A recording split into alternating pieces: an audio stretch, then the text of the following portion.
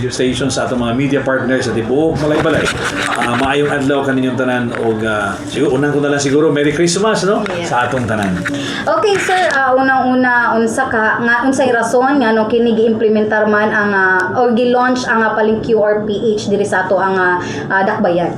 Okay, taud-taud na ni nga programa no. Nalipay ta nga last year gisugdan og paghisgot-hisgot kay gusto na kita nga kitay mauna nga mo launch na ani usa ka program nga pinaagi sa DILG and the Bangko Sentral ng Pilipinas ang Palengke QRPH program usa ka digital payment mode no nga ato nang ginapa-introduce sa atong mga manindahay tanan nato nga mga negosyante nga mao na ni nga usa ka option nga pamaagi aron nga makabayad ta sa atong mga gipampalit.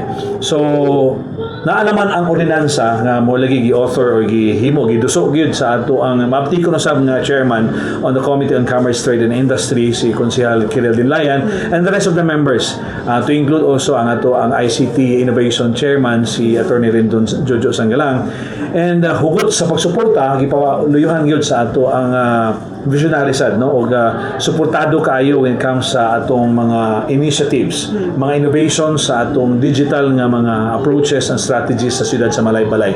So naa si Atty. J. Warren Pabilaran and so with our Vice Mayor Litoy Marabi.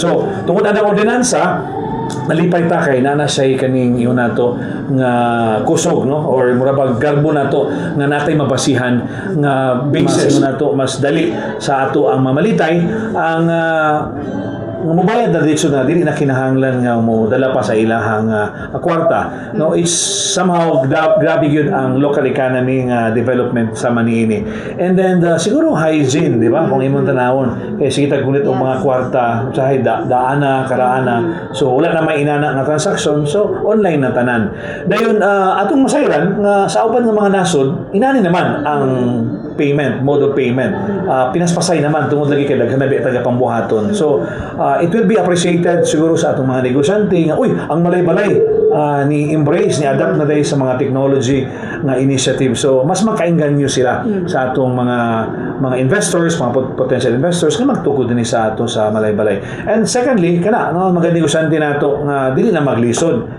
mas convenient unya mas akong nakita mas ma-process nila or ma-track nila ang ilang sales using a digital mode of payment kay makita naman dito ang mga transaction histories kaysa mag-manual ka usa ka na nga akong nakita nga mga magkamaayuhan sa mga programa. Okay sir, so how about kanang mga walay hanaw no of course naman gyud tay mga kaigsuonan nga walay hanaw sa paggamit sa digital so unsaon man na siya nga aron nga sila matrain na magamit niini nga digital payments.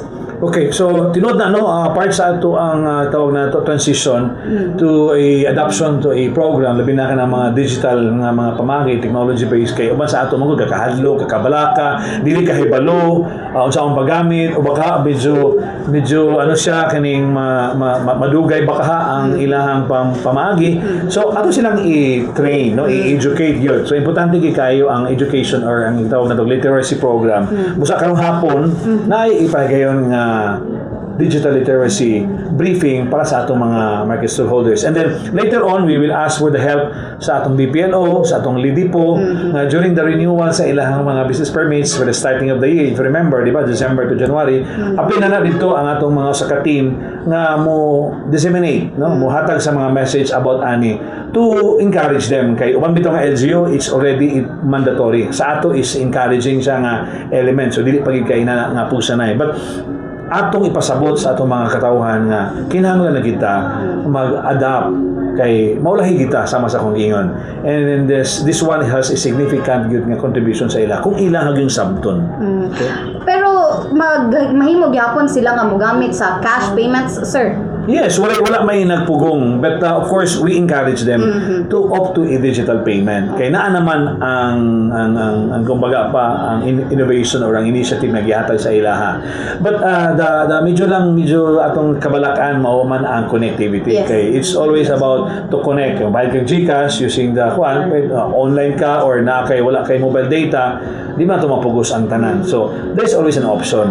So hopefully it will be an opening sa atong mga city leaders, no, sa atong mga opisyalis sa barangay na mo invest gid sila to digitalization as well as technology connectivity kay need dito naman tagapadulong. So this cannot be done only by LIDIPO or the SIDMO or any offices, but it's a full support sa atong tanan nga mga local government sa Malaybalay. Okay. So sir, doon naman yun tayo makaigsunan nga nahadlok po of course ato ang cyber security. Unsa man imong ikahatag nga mensahe niini para sa ilaha sir?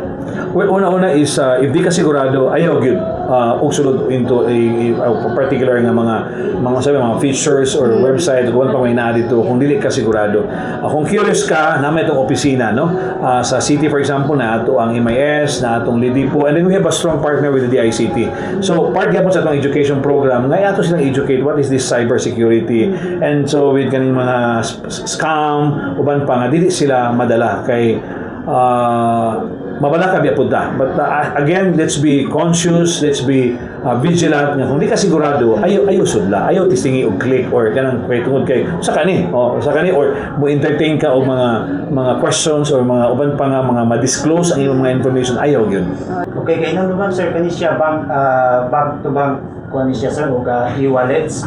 So makabalo makita nga puro internet connection ang gamiton niini. Nakainomdom ko last unsa to nga bulan nga dunay panagtipok dito sa bisyo nga dunay mga Starlink. Yes. Utang sa tag sa mga barangay. Is it possible ba nga mabutangan diri sa public market para mo-connect na lang ang uban na hinay ang signal? Correct. Possible ba na sir? Well, possible kayo kay isugda naman sa mga 46 ka barangays. Di na ko kay balo kung sa status sa mao nga procurement, pero naman to gisulti si Mayor mismo, siya naman ginang-ingon nga apil sa iya ang programa ang paghatag og mga Starlink devices para sa atong Wi-Fi connectivity sa mga 46 ka barangay. So bali diri sa merkado sama sa ingon kanina nga unta ang DICT makonsider nila nga mabili nila to sa ka device para dinhi, pero na naman tayo ongoing nga Wi-Fi connectivity diya sa terminal o diri sa merkado. Medyo lang dili inana ka kusog no tungod sa kadaghan and kulang siya. So meaning kailangan dungagan pag yun na to. And sigurado ko ang atong mga city officials kung masabtan na nila ni nga programa, they will invest. So we will ask for the support nga matagagamay nga pundo para madungagan pag yun ang ato ang connectivity nga mga programa. Alright, so wala naman pang Sana ni sir dako po ang public terminal dito sa Maya Barangay Atlayan. No. Base niya makahangyo sila nga pwedeng maabot dito. Why not? We will consider that atong ipasabot sa ilaha. Kaya ang Barangay Aglayan nga public market is not owned by the city, it is run by the Barangay Aglayan. So lahat po na ilaha. So pwede ato silang ilabi dito nga mapaabot sa ilaha ang maong initiative sa DICT. Isa ni karon sir ang gadako nga mga transpo, labi na sa mga habal kaning gitawag na tog bao-bao. Possible ba nga ma-appeal na sila sir? Everyone nga naa gusto mo avail sa atong QR page program, pwede yun. Basta mo follow lang yun sila sa pamaagi mo nang we invited daghan kayo ng mga e-wallet or mga financial service providers ng mga bank institutions kay dito mangit sila muna. Dili man sila mo ani sa LGU kung dili dito yun. Meaning they open an account and secure a QR kaning code aron nga makatransact sila like GCash for example and other means. So walay pugsanay sir kung download pa kahang dili at download. Yes, okay. We tried it gaganina, natistingan nato, nag-demo ta. We're so happy ang Motorola okay kayo. Okay. So, pero mo lagi na, kung di ka konektado, di ka kabayan. Pero na may other options. Sa atong pagpalit kanina sa mga prutas, atong gitistingan, nagbayad ta using the GCash, okay kayo. So makita nimo paspas siya, no? O nalipay pud ang mga tagiya. For the record lang sir, unsay angay buhaton sa mga tricycle drivers nato uban pa mga vendors nga gusto mo kuha ning QR code, asa sila dapat moduol? Okay. Giorganize naman nato ang Motorola Drivers Association. Naaman sila kagani, nakita man ninyo, no? So dito silang presidente o sila mga officers mo labi. And then kung pila man galing, kami andami mo adto mga kontakta o mga bangko institutions like GCash nga mo assist sa ilaha. So pwede kay kayo. Anyway, ang nakagwapo mo ko sa Malaybalay karon kay halos sa nga to ng mga different sectors na organize na sila. And then naa sila access to mga kining sa gobyerno, no? I mean, naa sila transactional nga relationship sa atong gobyerno. So dili na kayo na nakalisod. Alright, so imahala lang nga pahimong na og awhag na lang sa atong mga kaigsunan sir nga of course napagyapoy magduda niini nga atong digital payment sir. Alright, so katong mga nagduda dili man ni para sa amo o para sa gobyerno, para ni sa inyuhang kaayuhan o mas mapadali pagid nato ang inyong mga serbisyo sa atong mga katawhan.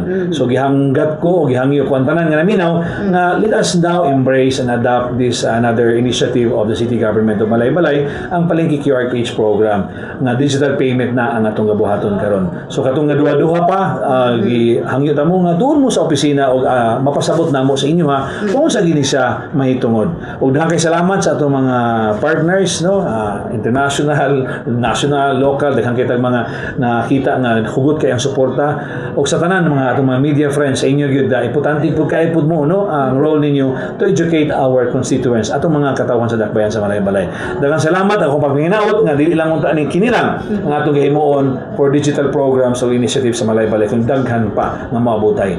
And we need the help and the support sa tanan. And thank you very much for coming to our launching sa ato ang programa. Maayong adlaw kanatong tanan and Merry Christmas and Happy New Year.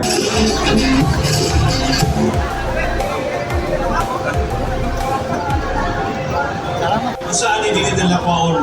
Kaya hinay kayo ang wifi sa merkado.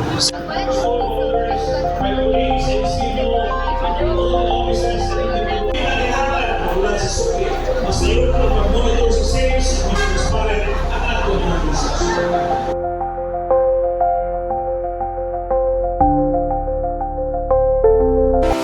Premium D3, mapalit sa mga butika sa inyong lugar.